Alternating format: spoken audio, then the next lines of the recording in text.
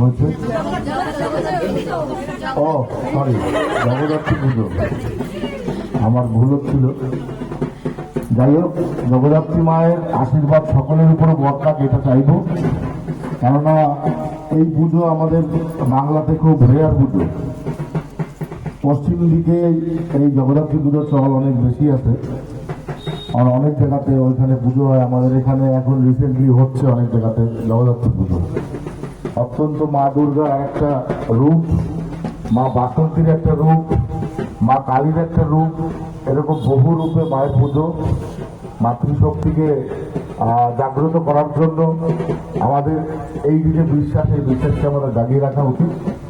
কেননা মাতৃশক্তি সমাজে জাগরিত হলে তাহলে আমাদের যে কোনো সামাজিক কাজ করতে অনেক বেশি সক্রিয় এবং আমরা বেশি শক্তিশালী হতে পারি। আমি আশা করব আপনাদের এই ক্লাবের সমস্ত সদস্য যারা আয়োজন করেছেন, এরকম সংগঠনের মাধ্যমে এই মাতৃরূপী আমাদের মাকে পুজোর মাধ্যমে সকলের ভিতরে সেই শক্তি মা বর্ষণ করুক, আমার সেই আশা থাকবে। আর গত বছরও আমি এসেছিলাম, তার আগের বছরও এসেছিলাম, আগামী বছর বেঁচে থাকলে আবার আসবো, কোনো অসুবিধা না। মানুষ তো সবাই না, এটা কোনো স্বাভাবিক ব্যাপার। তো আগামী বছর যদি বেঁচে থাকি, যত কাজই থাকুক না কেন থাকবো। পুজোর মরশুম একটা অন্যরকম আনন্দ সবার। যাই হোক, সকলে ভালো থাকবেন। কথা তো আর বক্তব্য আর কি বলবো, নিজের পাড়ার মতো বক্তব্য দিলে নিজেরই লজ্জা লাগে।